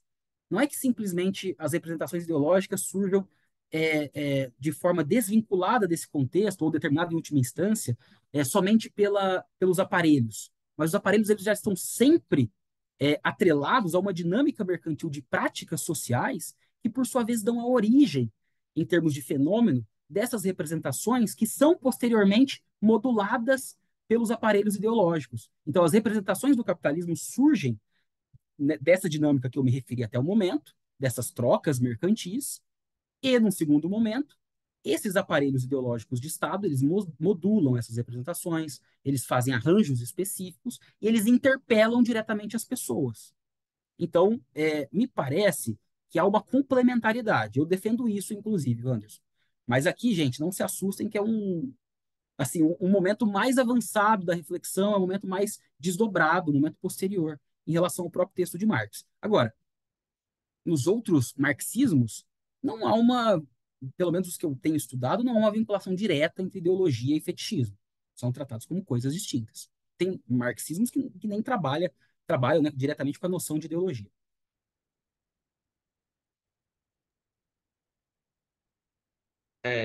O Leonardo Godoy levantou a mão, então pode ficar à vontade. Boa tarde, queria agradecer professor Vitor pela exposição, achei super didática, excelente. E partindo do pressuposto do que o professor falou, então, que fetichismo são as relações sociais que se aderem a coisas e que para estar em sociedade é preciso que tenhamos coisas, eu posso falar que o que a gente entende por sociedade é um efeito do fetiche da mercadoria? Obrigado. Bela pergunta que, enfim, também daria uma longa reflexão. Mas o que a gente entende por sociedade hoje, você diz, ó, Leonardo? De alguma forma, sim, né? Mas, não sei, me parece que também tomar o fetichismo como uma determinação social única e exclusiva também é problemático. Eu acho que a gente precisa, até para voltar à questão da ideologia, compatibilizar isso com outras instâncias sociais que compõem aquilo que nós entendemos por sociedade capitalista. Então, não sei se eu entendi precisamente o sentido da sua questão, mas me parece que assim, é, a dinâmica, inclusive tem o trabalho do Pedro Davoglu, né, que ele vai falar de uma antropologia capitalista com base no fetichismo, ele vai falar de um efeito simbólico do fetichismo na nossa lógica de socialização, e me parece que é muito por aí. De fato, isso estrutura assim, a ferro e fogo a nossa vida. Mas também há outras instâncias que precisam ser compatibilizadas e precisam ser, inclusive, articuladas com essa teoria do fetichismo. Então, eu iria mais por esse lado, mas é uma pergunta complexa, é uma pergunta que daria um belo debate. Excelente. Essa questão do fetichismo da ideologia é uma questão bem curiosa mesmo, né? Eu acho que é um ponto interessante também para os estudos.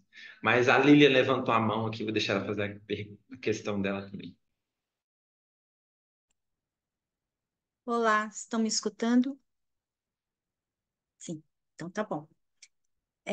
Então, sobre todo esse fetiche, eu fico pensando, gerando uma sociedade do medo no sentido assim, é inculcado na consciência de uma coletividade, um comportamento, talvez corrobore com o que o professor Leonardo fala, né, sobre essa modulação, modular a sociedade. Por exemplo, numa indústria fármaco, onde há interesses em jogo, dentro do mercado, é porque a mente vai buscando, né, dentro de todo esse sistema contemporâneo, né, esta relação, né, do fetiche que ele traz um fantasma que daí vem puxando uma sociedade do medo, que essa sociedade do medo é até assim, olha, compre isso que é muito bom. Aí a pessoa fala, mas se eu não comprar, meu Deus, o que que vai ser de mim? Ou então fala, não compre isso daqui não é legal. Não, eu tenho medo, eu não vou comprar isso. Está entendendo? Toda uma sociedade do medo, é uma construção que vai gerando aí dentro do mercado, né? Então, a mercadoria, ela vem com este valor, né, construído, né? É algo assim que eu estava pensando. Eu não sei se procede, se tem pertinência até com relação ao que está sendo dito. É isso. Obrigado pela questão, Lília.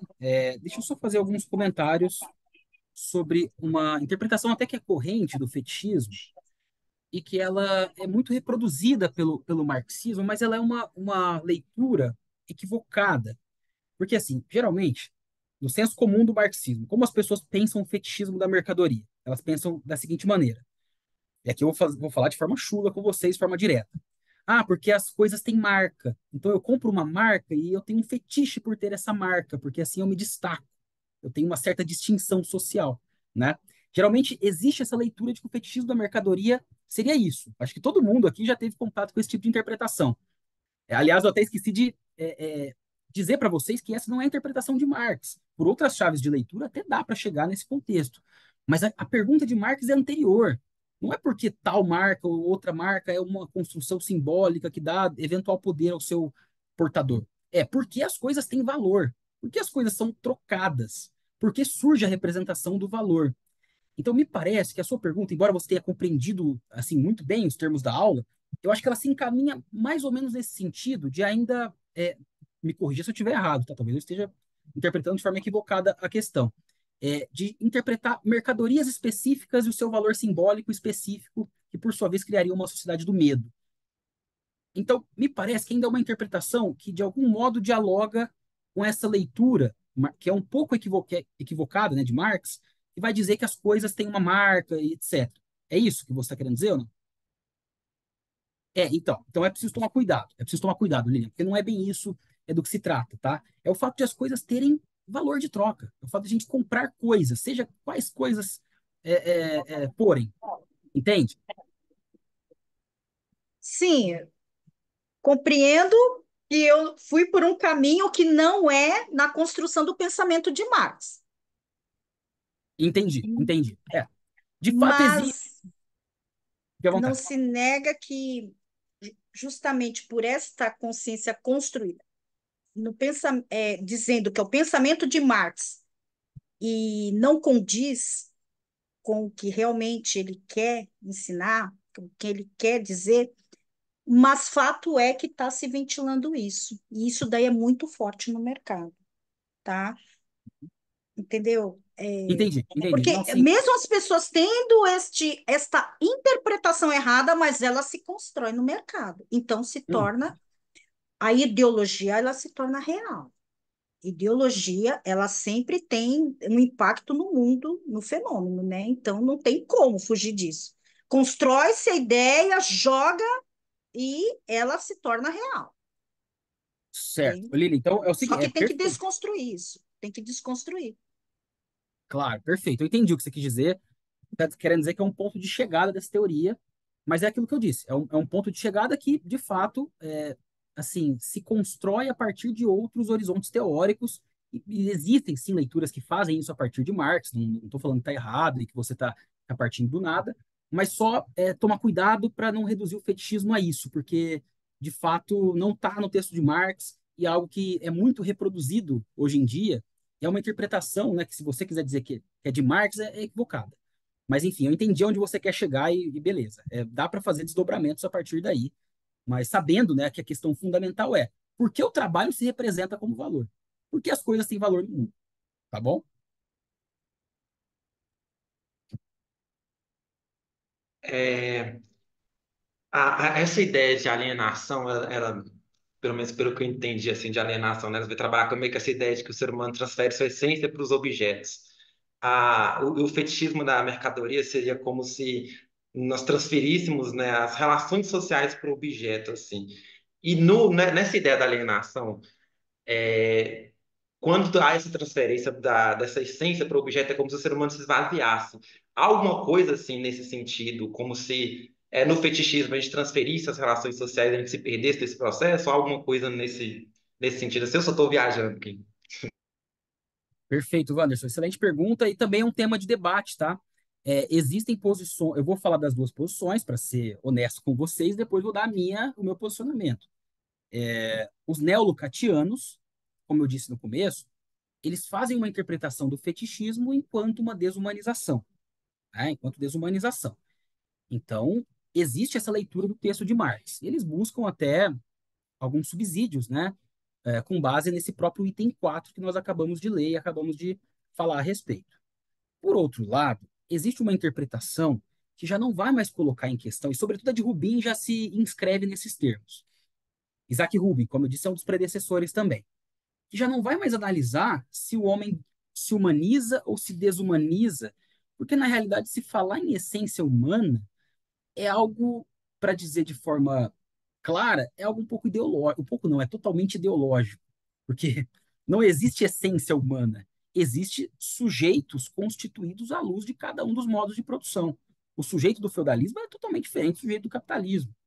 Como que nós vamos identificar qual é a essência do ser humano? Não existe uma essência do ser humano. O ser humano ele é constituído socialmente, né?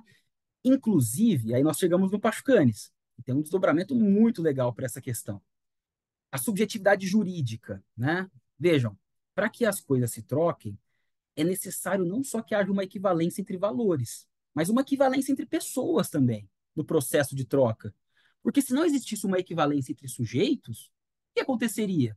Um sujeito dominaria o outro diretamente. Nós não teríamos troca. Nós teríamos um senhor com um chicote falando para o outro: me passa o que você tem. Agora não, nós temos uma relação entre sujeitos de direito no capitalismo. Sujeitos que se reconhecem como iguais, livres, dotados de autonomia da vontade. E no que consiste essa interpretação que vai dizer que existe uma essência do sujeito humano? Geralmente são interpretações que tomam essa subjetividade jurídica e os seus predicados, a igualdade, a liberdade e até mesmo a fraternidade, como predicados ahistóricos e que dizem assim: se a gente se libertar da dominação da mercadoria, o ser humano e esses seus predicados, a liberdade, a igualdade, a fraternidade, isso vai prevalecer, isso vai reinar. O que nós estamos fazendo no final das contas? Nós estamos fetichizando o sujeito do capitalismo. Nós estamos dizendo que a forma de subjetividade do capitalismo é a forma que, né, por estar de alguma forma reprimida ou, sei lá, de alguma forma recalcada, ela, não obstante, em vencendo o capitalismo, ela vai prevalecer e vai continuar existindo com mais potência e plenitude em outros modos de produção. Então, é um fetiche do sujeito, entendem? Então, assim, a minha interpretação é de que já não está mais em questão essa desumanização, essa humanização ou desumanização, ou até essa inversão entre sujeito e objeto. Não se discute se há inversão ou não. O que há é uma forma de objeto e uma forma de sujeito. Formas que se complementam para que haja essa dinâmica mercantil, que é uma dinâmica de representação lastreada em práticas sociais concretas. Deu para pegar, Wanderson? Com certeza, eu acompanhei muito bem esse raciocínio e faz total sentido assim mesmo, né? Não faz muito sentido a gente pensar nessa ideia de transferência, né? Só se a gente tomar como existente essa ideia de uma essência humana, né? Então, enfim. Agora eu vou passar para o João Vitor.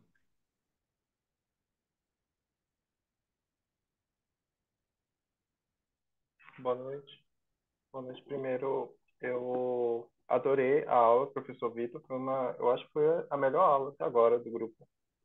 O senhor fala, a sua didática é muito boa. Obrigado. Segundo, minha pergunta que é o seguinte: eu fiquei essa, eu acho que tem uma questão que me deixou na minha mente, que é em relação a essa questão do fetichismo para outras áreas que não da mercadoria. Porque, pessoalmente, eu aprendi fetichismo a partir de uma lógica que é o seguinte: fetichismo da mercadoria é o caráter de enxergar a mercadoria como objetos que possuem vida própria, como se elas chegassem ao mercado para serem chegassem ao mercado ali para serem trocadas, e elas ocorrem sem a mediação entre possuidores de mercadoria. Então, o fetichismo da mercadoria é enxergar o mercado e a troca de mercadorias sem enxergar os sujeitos, os possuidores, quem possui elas. Tanto de pessoas que vão trocá-la, um comprador e um vendedor, quanto os trabalhadores que produzem ela, os produtores, as pessoas responsáveis pelo comércio e toda que gira em torno do mercado. Não só essa questão da produção, mas também da circulação, dos serviços, tudo que gira em torno da distribuição do valor na sociedade. Eu aprendi disso, né? Que fetichismo é esconder essas relações sociais, esconder as pessoas que estão, como se mercadorias fossem andando sozinhas, tivessem vida. Mas aí eu me surpreendi. Fetichismo é essa questão do valor, como se ela tivesse inerentemente valor. Eu, Perfeito, João Vitor, excelente questão. De fato, há essa interpretação de que é um objeto com vida própria, e nós podemos até interpretar nesse sentido, né? Porque, poxa, o valor é como se tivesse uma vida própria, determina o nosso movimento social e tudo mais. E a questão de esconder relações sociais é verdade. O fetichismo também esconde as relações sociais. As relações, o caráter social do trabalho, ele se reifica enquanto um valor, uma quantidade de valor, e as pessoas trocam. Só que vejam só, essa é uma sacada do Isaac Rubin. Ele vai dizer que o fetichismo esconde relações sociais é insuficiente, porque ele não só esconde relações sociais, mas ao mesmo tempo ele expressa novas relações. Não é só que a gente esconde por meio das coisas o caráter social do trabalho, mas isso permite que as pessoas troquem mercadorias. Então, esconde, mas expressa a relação. Esconde e expressa. Entende que interessante? Então, são as duas coisas. Dizer que só esconde é insuficiente. E olha, não estou falando que está errado, existem diversas interpretações desse sentido. O fetichismo esconde as relações sociais de produção. Mas me parece que a leitura mais refinada, com base até no que Marx desenvolve ao longo do Capital, vai dizer que não só esconde, como expressa as relações sociais. Entendeu, João Vitor? Então é por aí. E essa questão do sujeito, que eu me refiro, é porque, de fato, Marx ele dá pouca atenção ao sujeito nesse item 4. Mas, como eu gosto de antecipar algumas coisas, eu já gosto de trazer um pouco algumas questões que estão latentes no texto e que vocês vão ter mais clareza do papel do sujeito em face do fetichismo a partir do próximo capítulo, que vai dizer o seguinte, e olha só, as mercadorias não conseguem se mover e se trocarem sozinhas no mercado. É preciso que os seus guardiões, os sujeitos, consumem esse movimento social. E é a partir daí que nós vamos entender o papel do sujeito, do fetiche do sujeito. Como os sujeitos personificam esse valor das mercadorias e consumam a mobilidade social das próprias mercadorias. Qual o papel do sujeito na obra de Marx? Para dizer de forma muito clara. Deu para entender, João? Acho que respondi sua pergunta, né? Tem mais alguma questão que eu pulei? Não. Tudo certo? Então beleza. É excelente. Agora eu queria, a gente já conversou um pouco sobre o fetichismo aqui, principalmente na obra. Agora eu gostaria que você comentasse sobre o fetichismo do direito, né, que você trouxe lá no começo. Aí eu queria que você trouxesse um pouco disso pra gente, né, desenvolvesse um pouco. Ó, quem que vai dar? Tem aula posterior, Wanderson? Ou não? Vai ter uma aula depois com o Rômulo. Ah, o Romulo vai ficar bravo comigo, mas eu vou dar só um pequeno spoilerzinho, que agora é a parte, enfim, legal para nossa área, pelo menos nós que somos do direito, né? Então é um ponto de entusiasmo. Vamos lá. Onde se fundamenta o fetiche do sujeito de direito? Justamente naquela passagem que eu acabei de me referir para responder a pergunta do João Vitor. As mercadorias não conseguem se deslocar sozinhas para o mercado, elas precisam de seus guardiões para consumar a sua mobilidade. O que o Marx está dizendo é que essa forma de objeto ela demanda e exige como condição do próprio movimento mercantil uma forma de sujeito. É necessário um sujeito específico para fazer com que essas mercadorias sejam trocadas no mercado. E eu até antecipei um pouco essa resposta quando eu fui. Não sei se foi a questão da Lilian, enfim, eu acabei falando. Que sujeito é esse? É um sujeito jurídico, é um sujeito de direito. Porque se as pessoas também não. Se elas não fizessem uma abstração das suas particularidades concretas no momento da troca, não haveria equivalência intersubjetiva para consumar o movimento mercantil. É aquilo que eu falei. Se não existisse sujeitos iguais no ato da troca, nós não teríamos troca, gente. Nós teríamos dominação direta, nós teríamos chicote, nós teríamos me passe a sua coisa, nós teríamos outro tipo de relação. Então, de forma relacional, o que se cria aqui no ato de troca é um reconhecimento recíproco entre os sujeitos de que eles são sujeitos proprietários de coisas, sujeitos com liberdade para negociar a sua coisa e sujeitos formalmente iguais. Nós temos aqui a constituição do sujeito de direito. Eu lhes pergunto, o sujeito de direito é algo que está intrínseco ao corpo das pessoas? Dá para eu pegar um microscópio e falar, olha aqui, eu estou olhando o Leonardo, ele é um sujeito de direito. Não, é também uma dinâmica de representação social. Vejam, também os sujeitos têm um caráter sensível, suprassensível. Nós temos um caráter concreto, nós podemos até falar das nossas particularidades sociais, particularidades de classe, de raça e tudo mais, mas na troca, o que prevalece é o nosso caráter abstrato. Nós somos igualmente sujeitos de direito. Isso está colado no nosso corpo. Isso enclausura a nossa forma de ação social. Nós agimos por meio de contratos, sejam contratos expressos ou contratos tácitos. Percebe que interessante? E tem mais um desdobramento. Qual é o desdobramento? Eu falei para vocês que a forma de valor, essa forma social aderida ao corpo da mercadoria, determina o nosso movimento social. Mas os nossos vínculos sociais, embora determinados pela forma de valor, nós encaramos como vínculos voluntários, porque nós somos sujeitos de direito. Então, nós encaramos nosso movimento social como decorrentes da nossa própria vontade. Olha que interessante. Então, embora a nossa ação social seja totalmente determinada pelo movimento do valor, ao mesmo tempo, nós, como contrapartida, recebemos uma vontade jurídica presumida para dizer que a nossa vida, que a vida que nos circunda, é produto da nossa vontade, é produto das nossas escolhas conscientes. É o fetichismo do sujeito de direito. Entendem o que eu estou dizendo? Aqui é só um spoiler, gente, mas enfim, é um tema que, poxa, eu gostaria até de debater em um encontro, porque é muito legal, é muito interessante.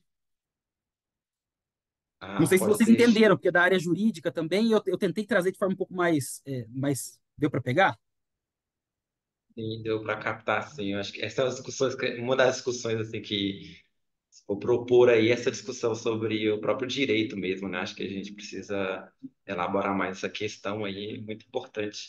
Mas deu para entender, sim, né, o que você trouxe.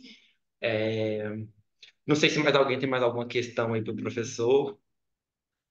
Se não tiver, vamos partir para os finalmente. Não temos. Então, primeiro eu gostaria de agradecer, né, o professor por essa brilhante exposição, né? Foi extremamente didática, deu para a gente captar muita coisa, né? Entender bastante, né, sobre essa questão do caráter fetichista, da mercadoria e para além dela, né? A nossa exposição aqui, conseguimos contemplar o fetichismo para além da mercadoria só, exclusivamente. Então, primeiro eu queria agradecer ao professor, né? Todo mundo que esteve aqui presente, né? Participando dessa aula. Foi simplesmente fantástica. E aí, nesse sentido, eu gostaria de ler, né, como de prática, ler alguns comentários aqui sobre o encontro, né? Então, encontro encontro com conteúdo denso e muito rico, professor muito didático, a melhor aula possível sobre o fetichismo, desde sua origem epistemológica até comentários ricos de trechos do Capital referentes ao item 3. Aula maravilhosa, produtivo e enriquecedor. É, uma das aulas mais grandiosas com o Vitor e o Godoy contribuindo. O Vitor é excelente, consegue fazer explicações bem didáticas. Acho que acabei escrevendo a explicação palavra por palavra. Aula muito lúcida e didática em sua proposta. O que eu gostei foi que abrangeu outras discussões necessárias e bastante importantes, que já vem fazendo parte da nossa leitura do Capital. Então, eu gosto sempre de ler nessas questões aqui, para, né, o professor entender também como a aula foi recebida. E eu acho que, isso fazendo um comentário também em relação ao que o professor trouxe sobre essa questão do próprio valor, né, da dinâmica do valor e como que ele vai determinando as nossas relações sociais, né? Isso é uma questão muito interessante mesmo, né? Porque o próprio Marx ele começa o Capital falando, né, que a riqueza nas sociedades capitalistas aparece como uma imensa coleção de mercadorias.